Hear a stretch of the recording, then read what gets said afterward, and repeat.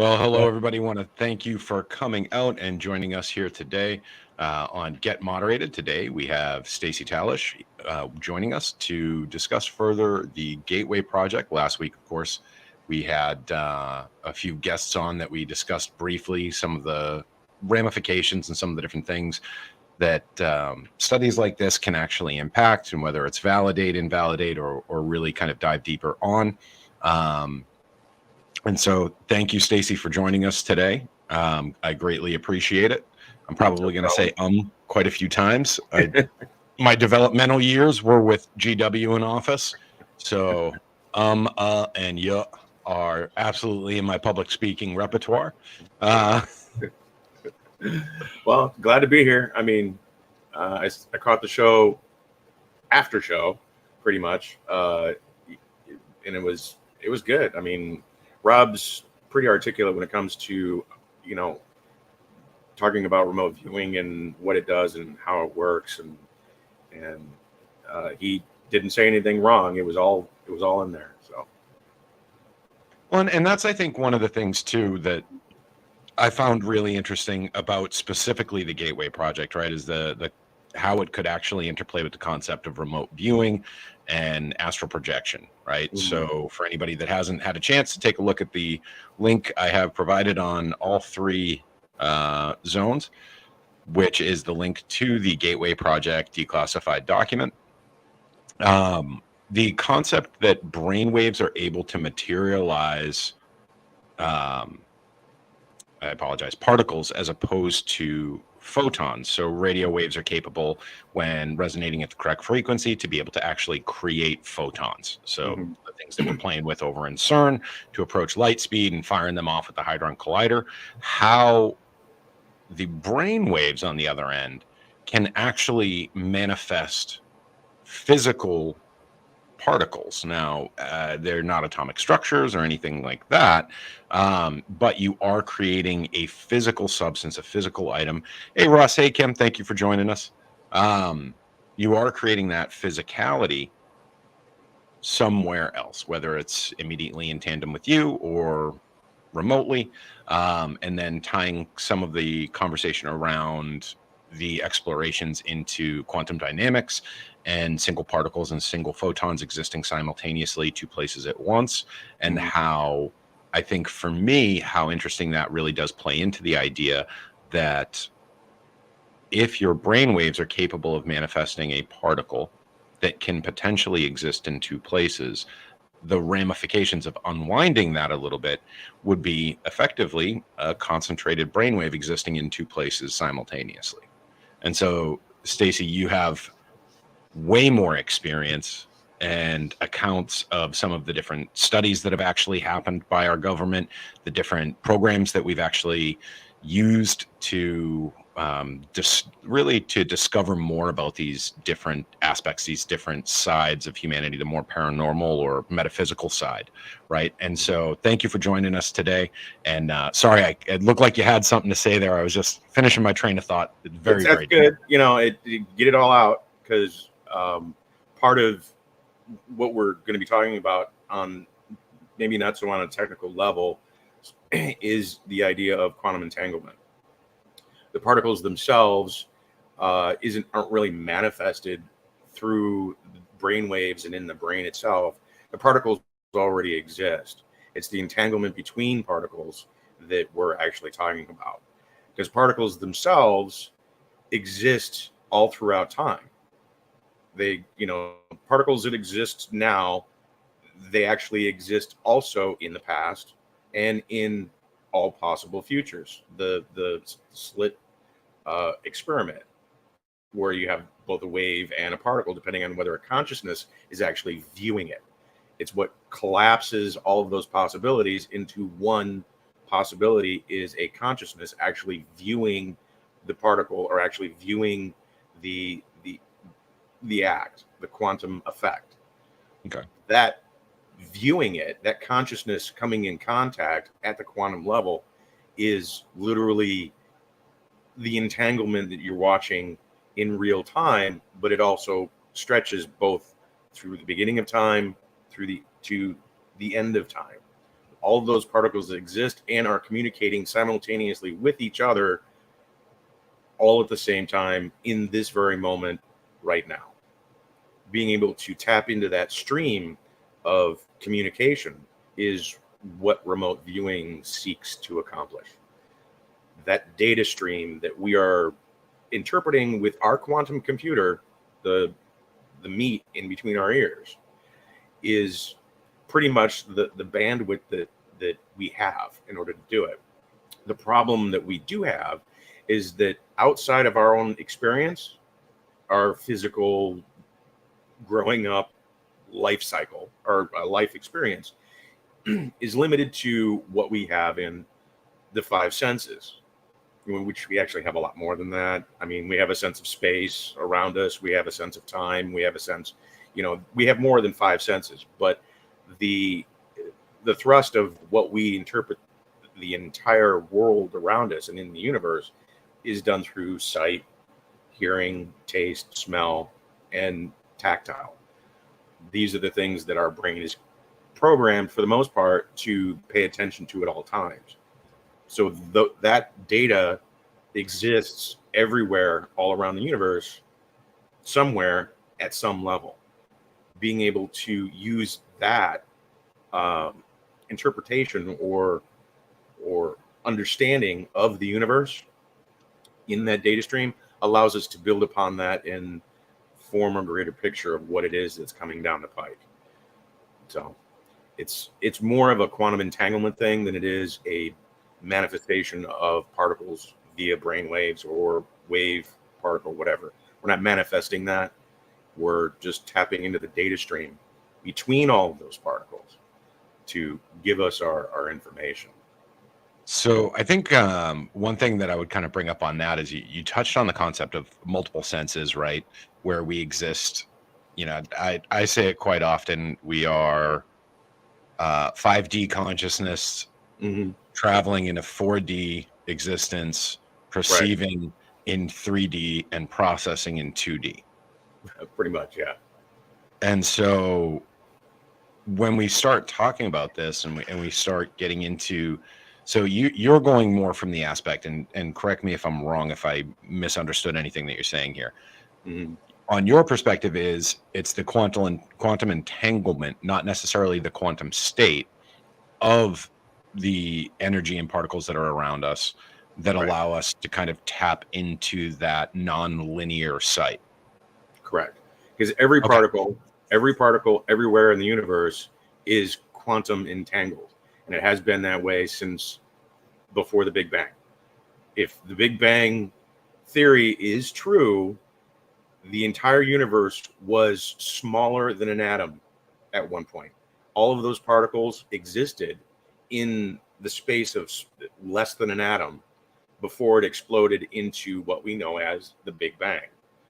All those particles are still entangled on the quantum level, on the quantum space continuum, whatever you want to call it. Even though the universe is expanding and those particles are getting further and further apart, they communicate with each other as though they're still locked in at the point of the Big Bang. Okay. And I actually have a really interesting question for you real quick that is probably going to go over a lot of people's heads. That's totally fine. And I promise it'll be one of my only divergences from topic. But what is your take on the recent theories that we are currently existing beyond the event horizon of a black hole?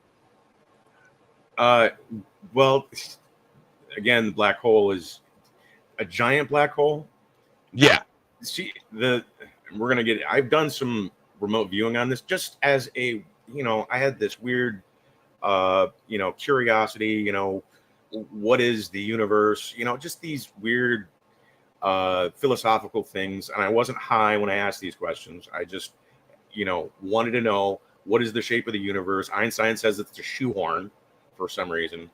And scientists were saying that it's a plane, it's flat, it's a disc, it's, expanding outward. And none of that made any sense to me. So I did a remote viewing on it. And I am terrible with math. I'm terrible with physics. I was not an analytical person growing up. I was an artistic person. but I wanted to know. And I ended up drawing what could only be described as a bagel, a sliced bagel. And then I probed deeper into all of this. So like a And Toros? yeah, I guess they call it a torsion field, where it's you have a hole at the top. It comes up like this, and then it kind of cascades Mushrooms. around. Yeah, Okay. but it does it from both sides. You have basically an ecliptic of the galaxy is actually that. When they turned on some filters, our galaxy isn't a disk. It's actually a torsion of two fountains coming from the center, and then it just kind of cascades down the side. They called those spouts like 200,000 years ago or something like that. The center of the universe, not center of the universe, but the center of the galaxy freaked out and started spewing all this material straight up and straight down in what looked like two fountains, and then it cascaded over the top of the disk. Mm-hmm. That's essentially what the universe looks like. It is moving. From our perspective, we're moving outward and it's expanding, but it's really not. It's actually cascading over the horizon towards the ecliptic.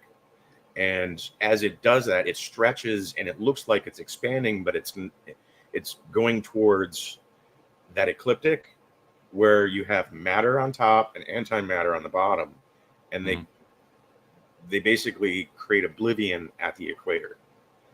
They're attracted to each other, the matter and antimatter, and the universe itself is going towards that oblivion of destruction, as it hits that matter antimatter. Yeah, that's essentially it.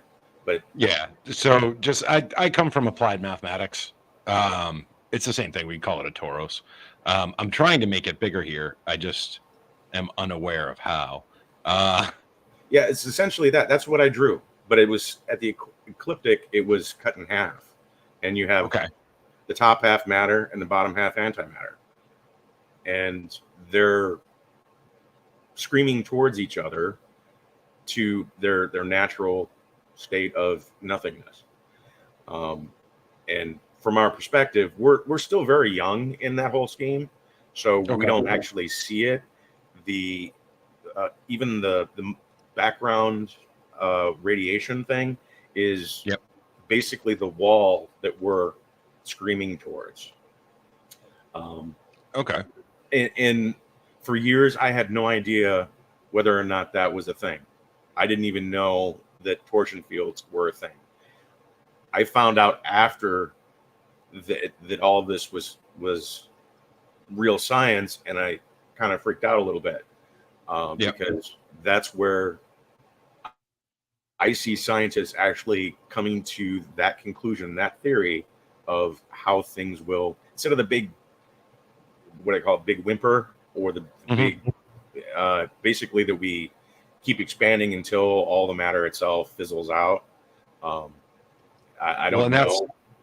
And that actually goes into the theory that I was telling you about, was the idea that we are existing in a critical mass black hole. Mm-hmm. And so our universe continues to expand at a slow rate, which the closer to the center of the black hole, the slower that the slower it would appear that we're expanding, but the faster it would exist further out to the edge. And so the idea that there is a threshold in which we could cross, breaking out of the reality, more or less, that we're actually existing in, which would also play more into the idea of a quantum entanglement scenario where we are not able to indefinitely reach out to the farthest reaches of existence because there is actually that threshold we can't cross. I don't know. On that level, I mean, the whole idea of Hawking and I can't remember the scientist's name, where he actually talked about the idea of matter and information, which is from my perspective, very true. That everything in the universe itself has E equals MC square is a substandard concept of what actually is. Energy, matter, yes, true, but the matter itself is information.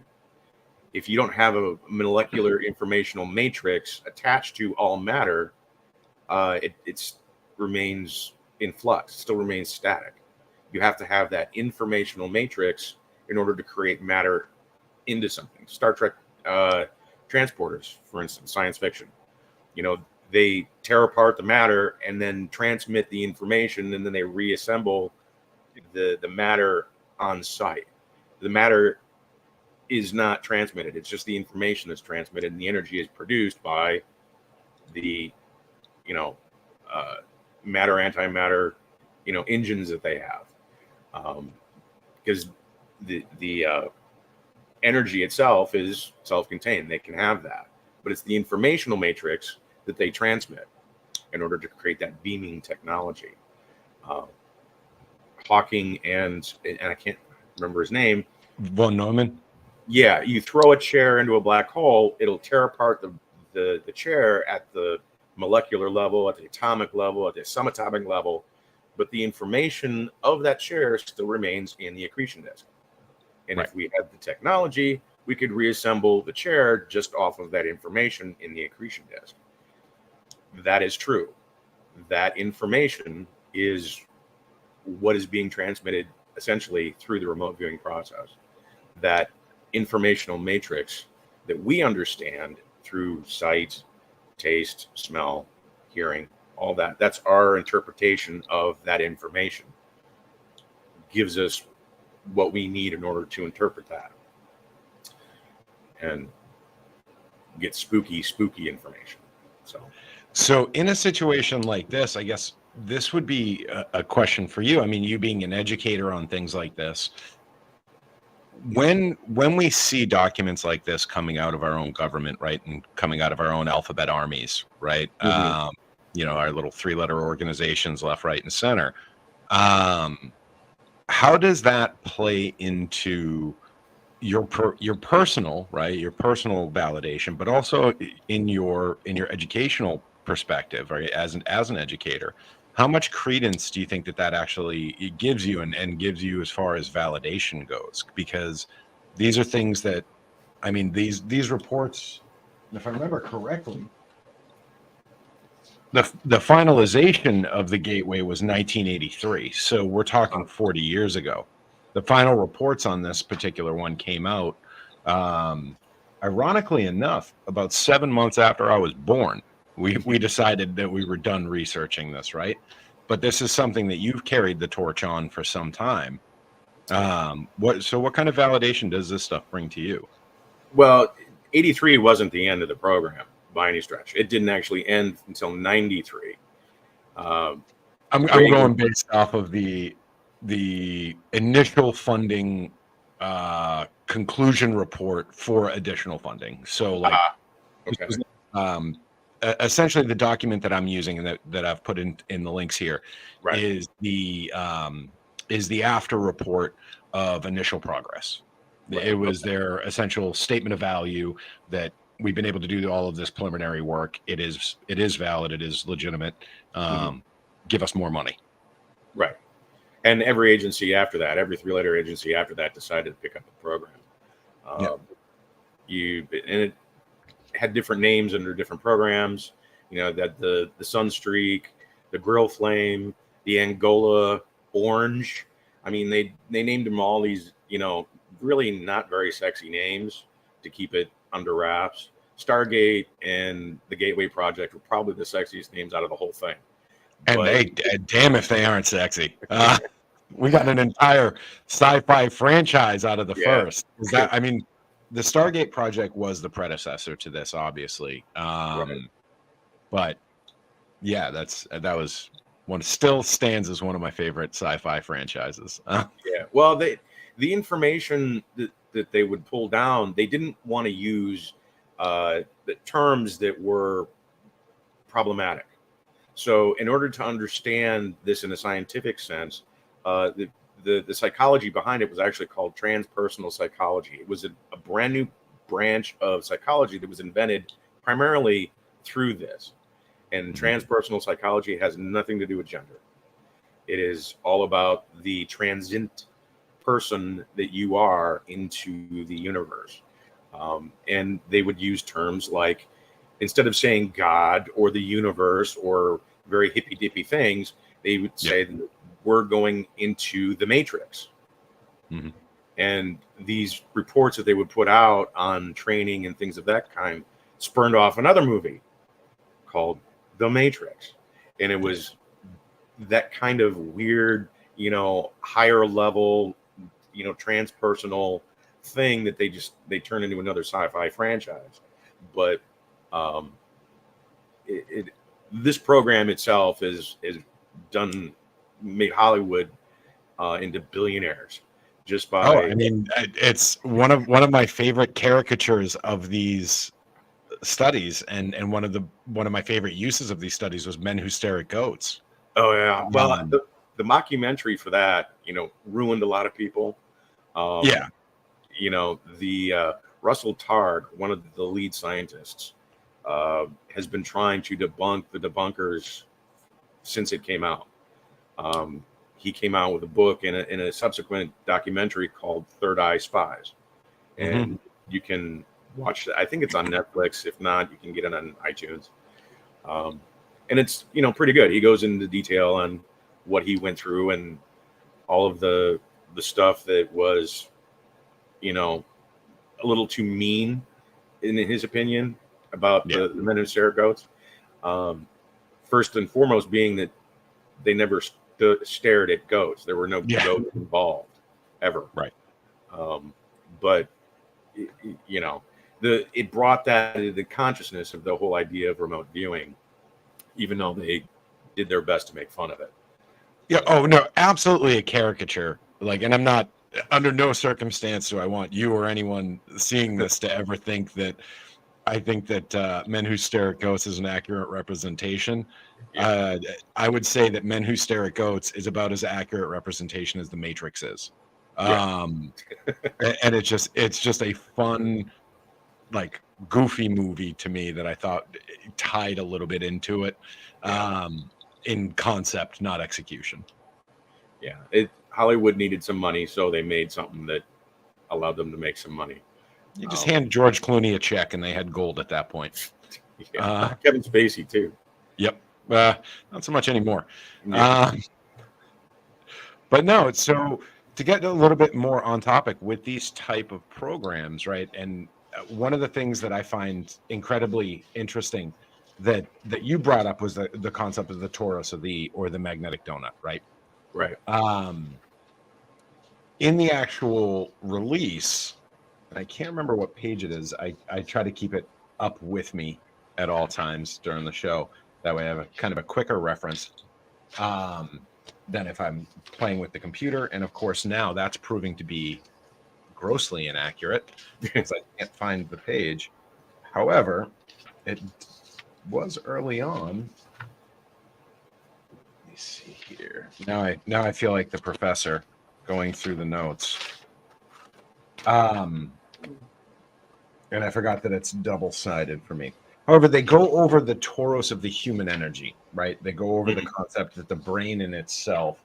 They begin on Exhibit 1. I'm going to try and show you guys a little bit here. Just on the initial concept of where these energies are coming from and where they're projecting from in our actual physiology, right? Because they're measuring everything. They're doing their best to legitimize every result that they have. They're taking a very scientific process towards it, which I think, for me, the reason why I like some of these releases and articles is we do often see folks that are very feelings-based, very emotion-based, very experiential-based, without the ability to repeat result or have that real scientific drill down and that scientific method applied to what they're doing. However,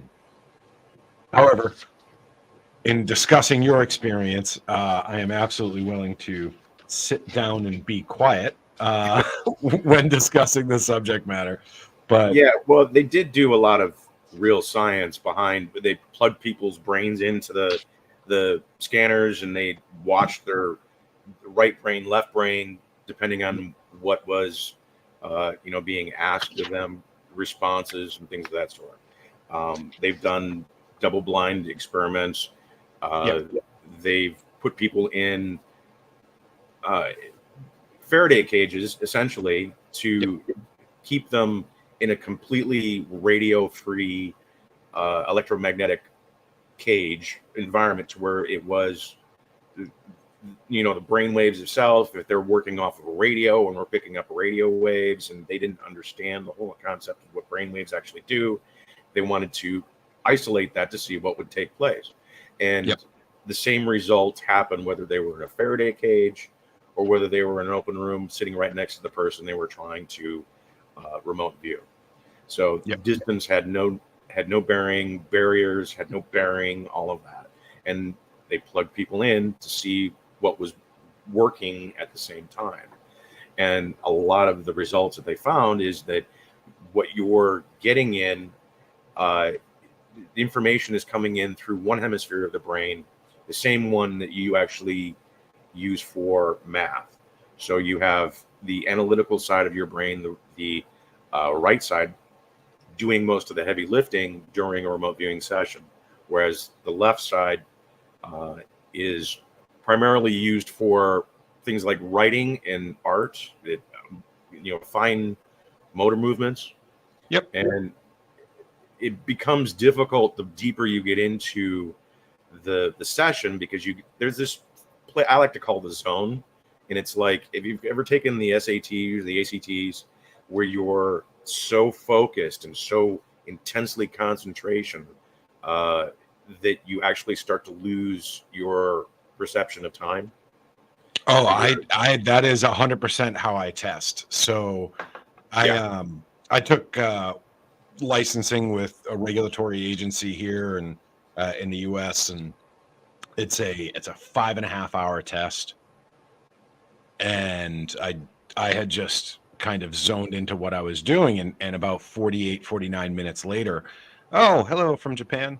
I got up and walked over to my proctor and told him, like, I'm done. I need you to print out my results. And everyone was like, oh, I'm sorry. I apologize. Like, we'll see you again. You'll get another chance. And I had completely like blacked out and was just scrolling through, answering question after question within like I had completely disassociated the world around me. Mm-hmm. And it was the test and that was the sole existence. That's exactly what remote viewing does. You get into that sense of focus, and an hour and a half will go by and it'll feel like 10 minutes. So I've never actually done remote viewing. I'd be very interested to give it a go or give it a try. So it's your analytical thinking. It's particularly easy. People who have the most difficulty with it are if you have ADD or ADHD. Those are the people who have the most difficulty with it. But training in remote viewing trains the brain to actually, because you physically tell your brain, I am not going to stop until I get this correct data. Even though your brain is trying to give you, it's trying to jump to conclusion. It's trying to give you the information that it thinks you want based off of the information that it's gotten. And it gives you what's known as AOL, or analytical overlay. It's guessing because it's got a little bit of data and it runs with it and says, oh, this is what you want. You're like, no, that's not what I want. Try again. And you train your brain to be a little bit more patient with the information that you're getting. And it actually helps people with ADD or ADHD from using that, because that's actually a learned response too. ADD and ADHD. If you grew up in the 80s or the 70s, every 8 minutes there was a commercial on TV. And if you watch TV a lot, that's what your brain was trained to expect every 8 minutes was another commercial. So it would change the channel into something else. Whatever story you were in, whatever show you were watching, that was put on pause because we had to change the channel. We had to change your concept. We had to change your thinking for 30 bits for the next 5 minutes. That's what creates in TikTok today is awful. You know, so much worse. It's so Yeah. I notice a mood difference on days that I actually engage with it and don't. Yeah, it's a trained response. The new information or different information is being received and needed, and that's what creates that flicking of the channel of ideas. Oh, I got to do this. Oh, I got to do that. I got to do this. I got to do that. You know, what about this? You know, and it's timed based off of the length of conditioning that we give ourselves. Yeah. If you unplug for a while, 2 weeks, you go out into the woods, you go camping, it starts to fade because that conditioning is being withdrawn. Remote viewing will train the brain to do just that. Expect more later and not now. We don't want it now. We want it later. And your brain will eventually pay attention and obey rather than give you what it thinks it wants, which is the AOL. Okay. But yeah, you're absolutely correct with the fields that I'm seeing on screen. Yep. This is not just in science, but this is ancient knowledge too. I mean, if you go back to Hinduism, even the Egyptian Book of the Dead, it talks about all of this. And be perfectly honest, this is where a lot of the scientists got their inspiration to even look for this kind of thing. Well, and that's, I think, one of the more interesting things about finding out universal truths like this, that we have kind of just come to accept, is the idea. And again, Elon Musk has popularized this theory that we're living in a hologram, which I find relatively interesting, given that every religion since the dawn of time has had some mention of the fact that this isn't the plane that we need to worry about. Because this is only like the precursor existence or like the secondary existence of our beings, right? So there is a more real existence to be had at the conclusion of this one. Right. This is just a ride. Yeah. This is the long version or the long play of a video game. We are, I have a lot to say about the game developers on my particular quest line. Too many NPCs. Yeah, this game would be great if it wasn't for all the damn NPCs. No, guys, I do want to reach out to anybody that is viewing. If you do have any questions, we are talking about some pretty informationally dense material or theory dense material. That is, and I don't mean that in the information is theoretical, is there's a lot of theoretical knowledge that you would need to kind of have as a precursor to really track everything that we're saying. So no such thing as stupid questions. Please feel free to throw anything up if you do have them. As my grandmother used to say, no such thing as stupid questions, just stupid people. What's your question? And the subtle humor of that statement didn't get to me until I was in my 30s. So any questions at all, please feel free to throw up in the chat, guys. I am watching it. Yeah, if you notice in the center here, the brain, what they're using in the field, that's actually the pineal gland in the very center of your brain. That's your third eye. A pineal gland is essentially an eyeball in the middle of your brain. It has rods and cones, and it has the same fluid that's in your eyeball. And it has the same nervous system that goes to the visual cortex in the back of your brain, where your eyeball nerves will go. They don't know why that exists. The reason for it, the reason for it is unknown. It has no evolutionary explanation, like the appendix, but it seems to emanate this field from the front, the back, and on top Mhm. of energy that they can't seem to, find a reason for. It just is. They So what I think is, photographed everything.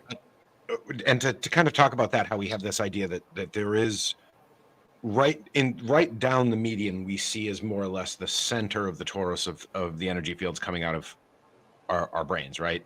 Right.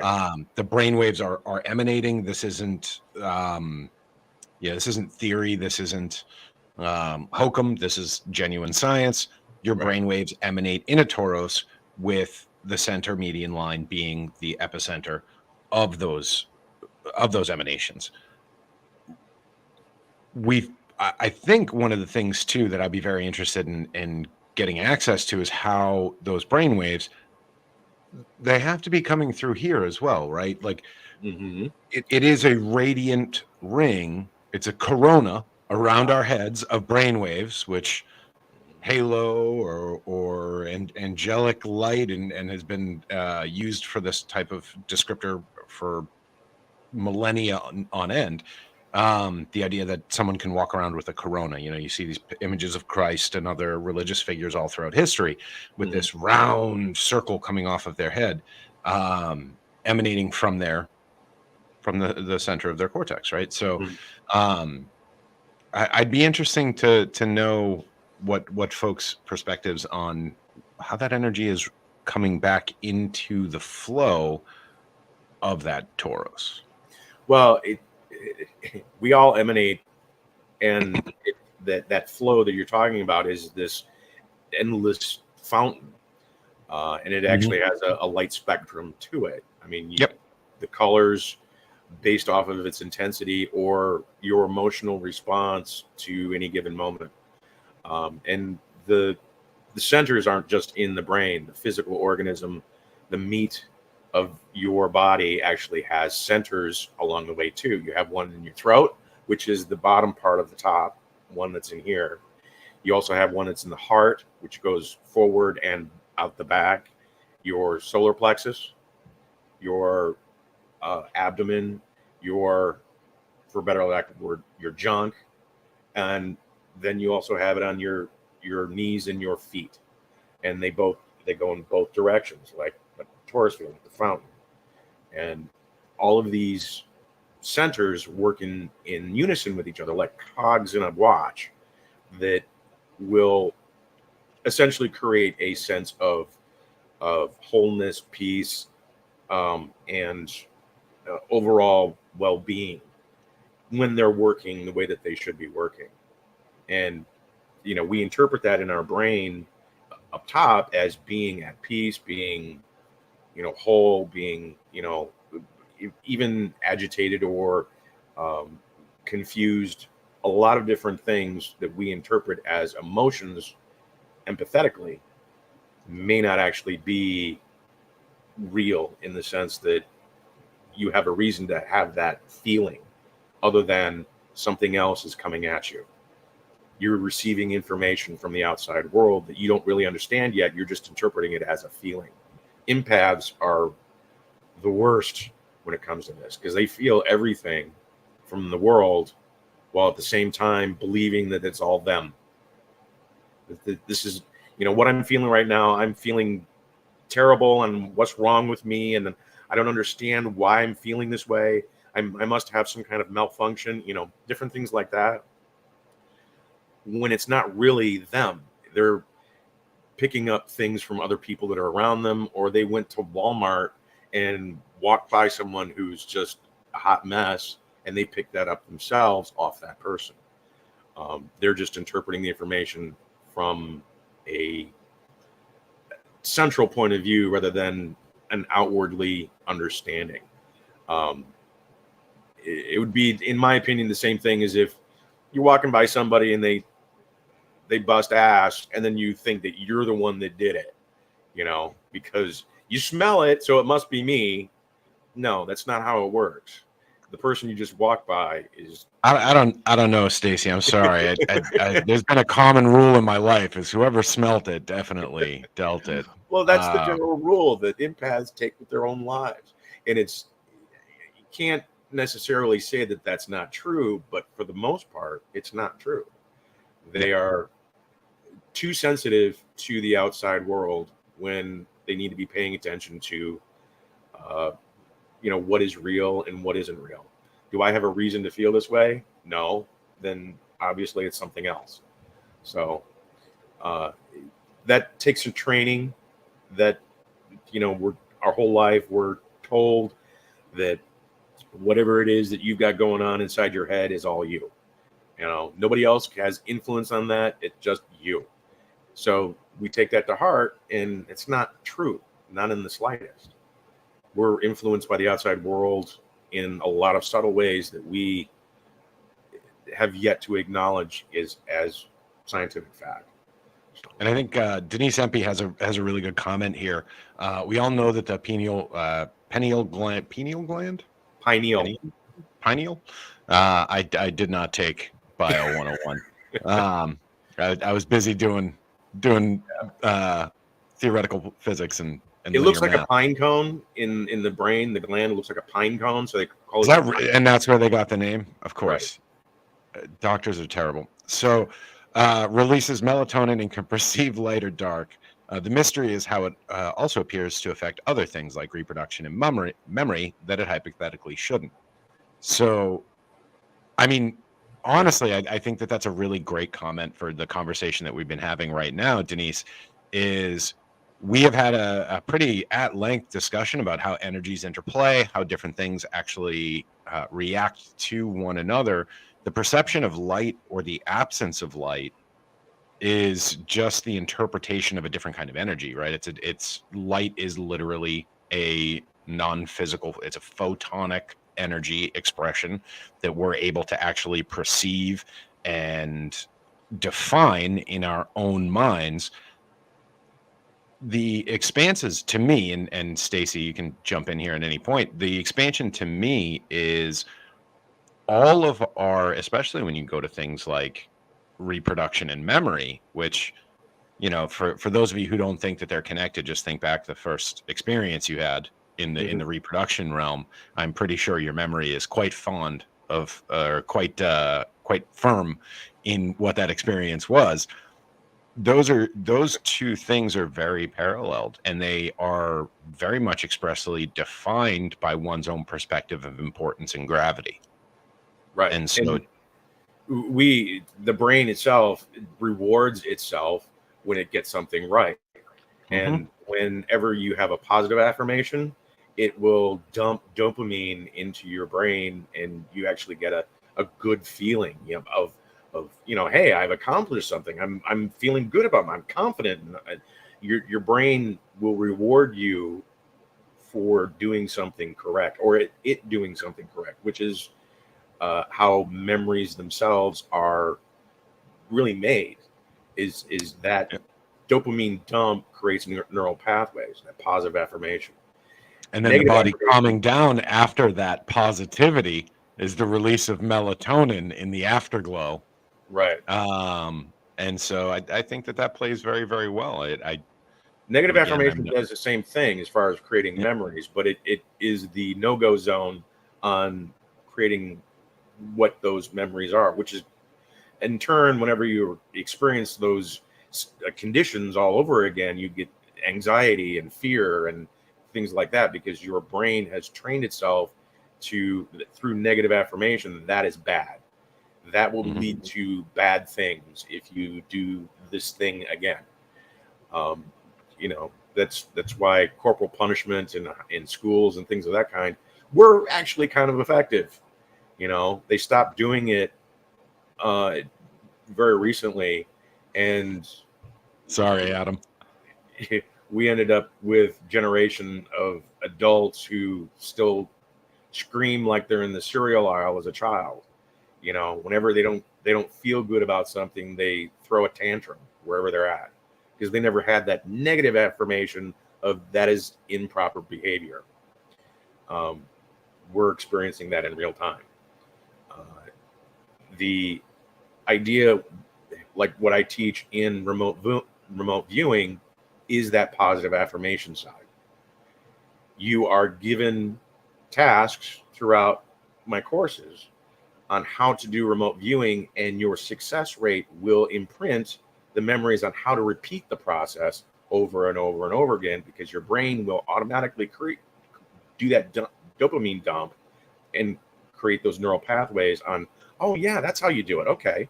And that's how skills are learned in the first place. Your individual successes, micro successes, allow you to improve over time. And that's essentially what I teach.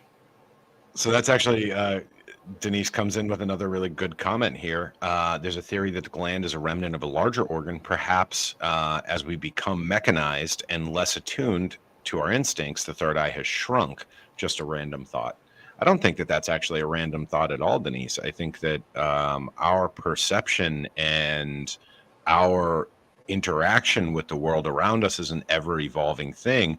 And especially coming off of the industrialization of humanity, that's an entire other conversation I could have, is the industrial de-evolution of humanity.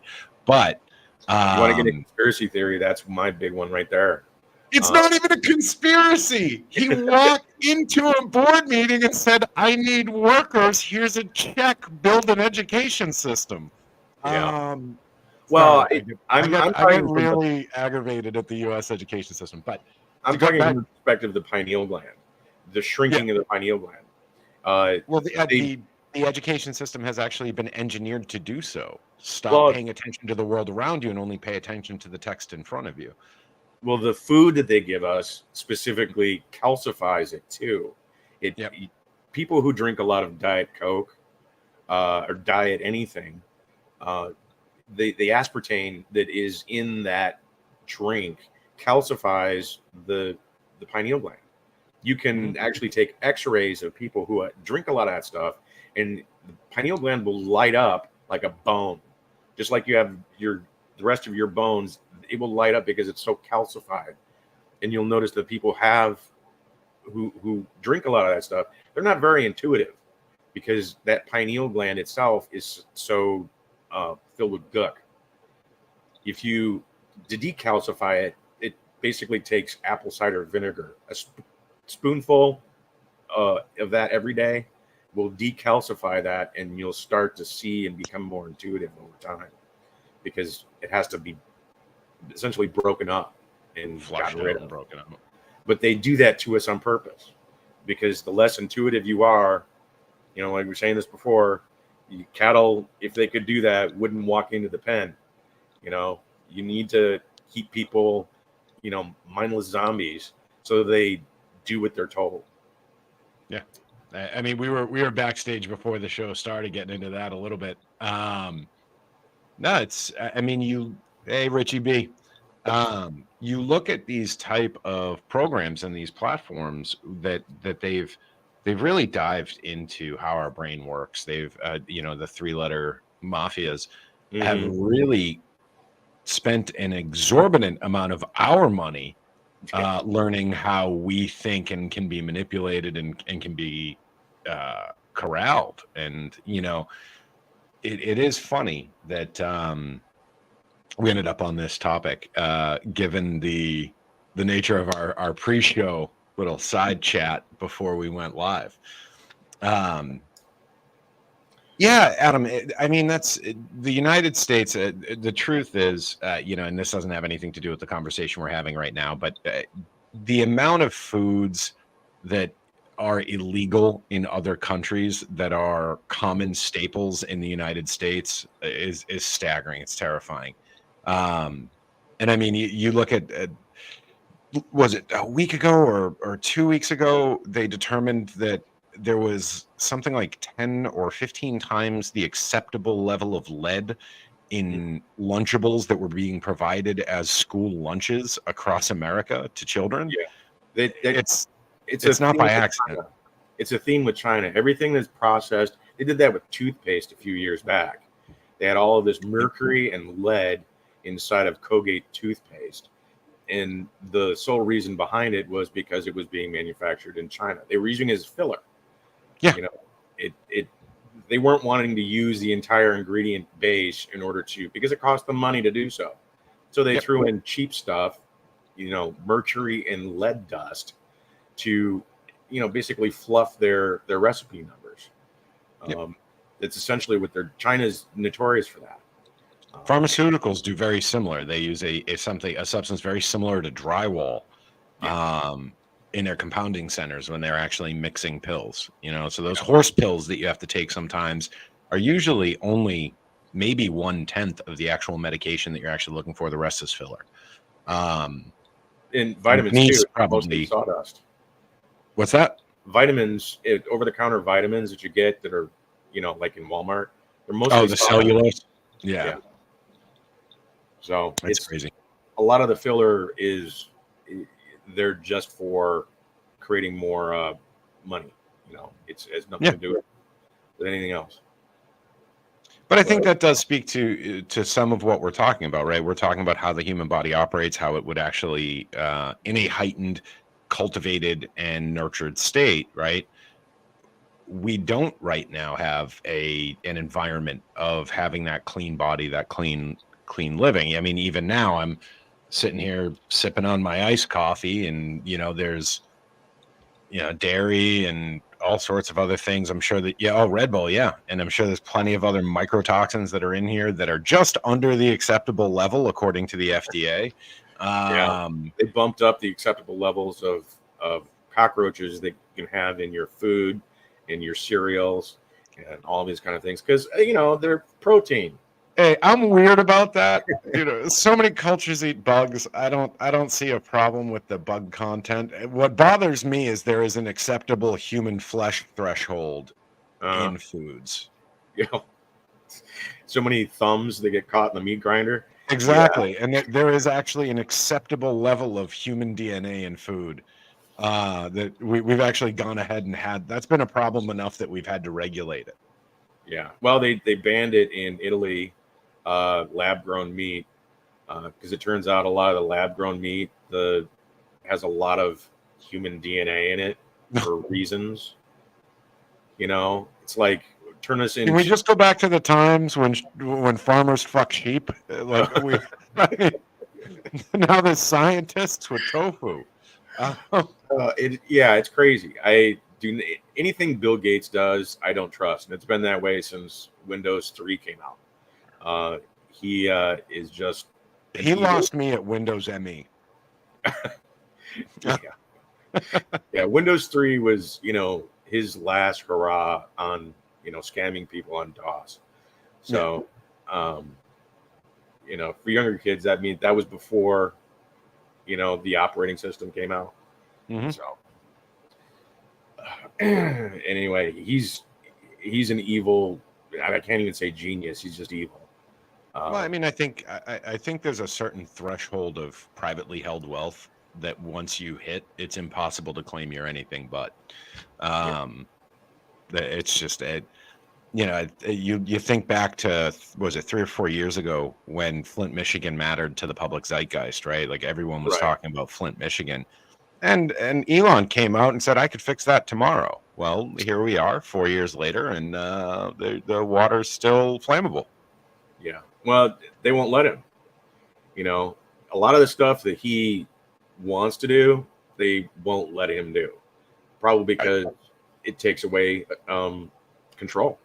I have a real hard time believing that there's a they that will stop the wealthy. I mean, it took OJ literally breaking into somebody's house, beating them, and kidnapping them for him to get sentenced to jail. And I mean, I'm pretty sure they only held Epstein because they had to. It's just, I find it very hard to believe that if he just built a water treatment plant, there would be any ramifications, honestly. I mean, at this point. Well, he kind of got bit with just doing that kind of thing without having the powers that be bless it. During COVID, for instance, he created all these respirators for people who were under distress and who couldn't breathe. He used basically the same technology he used for the filtration system for his cars, which are HEPA, filtration systems, to create these respirators. And they did it in a matter of 72 hours. and they started mass producing these things. By the end of the week, they had 1,000 made, and they were going to be sending these things out. Turns out the respirators is what was killing people in the beginning.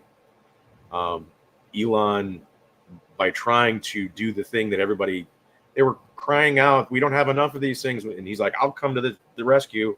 And it turns out that that was not what they needed. They needed something else, and they were wrong. And he took it upon himself and ended up. I mean, to be fair, Fauci's never had a position long enough to really be called wrong. You gotta declare which hill you're standing on before somebody can tell you you're wrong.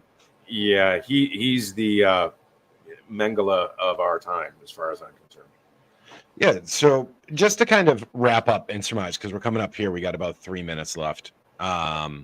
Want to say thank you for coming on. I think this has been a really excellent conversation. I really appreciated it. There's been a few in the chat that have hung with us, despite us talking over their heads a couple times, I think. I get called out for the big words every now and again. But guys, I really appreciate you joining me here on Get Moderated. These are the kind of conversations that I think are really fun and I think are a critical part of the paranormal experience, right? We deal so much with the theoretical and so much with the experiential. Sometimes we just can take a beat and go back to the tangible, repeatable scientific side of it, right? Everything that we do because we believe in what we're attempting to do, what we're trying to do, and especially for those of us on the Get Haunted Network, we really are passionate about bringing things to light that otherwise would just kind of be quietly talked about elsewhere, but also sharing the experiences of the paranormal and some of the metaphysical things that we deal with on a routine basis. I personally love going at it like this. If you've ever seen me as a guest on other people's show, I'm far more irreverent. And my ADHD shines quite a bit more. I try to stay on pace with this one because I want to appreciate you guys taking an hour out of your lives, keeping it real tight to that 60 minutes. Stacey is absolutely blessing me here with him being on my show today. So I want to be respectful of his time. So with that, guys, if you have any last questions, anything you guys want to talk about, plug, or anything like that, hit up the comments now. Otherwise, we got about 180 seconds until I terminate this live and we go about our everyday lives as the normies that we pretend to be Monday through Friday. Again, Stacey, thank you so much for having me. Thank you for the Get Haunted Network. Actually, Stacey, thank you for letting me have you, I guess is the appropriate phrasing Anytime. there. You want to have me on, talk to us about some more? That's great. I'll do it anytime you want. So yeah, I mean, from just this one report, right? I think that there's a conversation that could be had in 1 hour blocks for months. And then you move on or move back, I should say, to like the Stargate project or the Grill. Was it Grill Green? Grill Flame. Grill Flame. I mean, you could do serialized podcast until next year with all the different projects that have been done. Yeah, well, each one of them was like the FBI, CIA, DIA. They all had their own variation of the program, which were all essentially trained by Ed Dames, my teacher. So he was the thrust of a lot of these programs in the training of them. Anyway, what they did with it after that, he didn't really have much to do with. All right, Stacey, I know you told me earlier you are a terrible person for self-promotion and marketing. If you could just plug what you do. Okay. Because I think that there probably might be somebody out there that would be interested to hear. Yeah, if you go to udemy.com and just type in my name, I have like 15 courses there. Remote viewing is the most popular one, the basics course that walks you into how remote viewing works. It gets your feet wet, creates those positive affirmations of you actually doing the remote viewing and being successful at it. And then from there, I take you on more advanced courses on how to apply it to real life. Because I'm all about practical application. I'm not about you just feel it, dude. You just kind of like feel it. No, that's not what I'm about. This is bam, bam, bam, bam. This is A, B, C, D, E. You do this, it works. Follow the paint by numbers method, and it will be successful. And I show you how to use it in real life for other things that you probably wouldn't even have thought of. You could use it for. It's really a powerful tool. But I also have courses on hoodoo and conjure, also prepping, also cryptocurrency, different things like that. So, and it's all practical application. So just go to udemy.com and type in my name and you'll get the course. Oh, Courtney shared it off for everybody here. Thank you, Courtney. And that is a link. Well, guys, my name's Ian Murphy. I'm part of the Warner Paranormal Preservation Society. If you don't know already, check us out at warnerparanormal.com. We have a bunch of events coming up. We have another murder mystery night that's going to be coming up in October. And then we actually have a few other events that are in the works, and we are very much looking forward to seeing everybody out there. Otherwise, have an excellent night, and may whatever energy you look up to bless you this evening, and have a great week. Thank you, guys. Peace.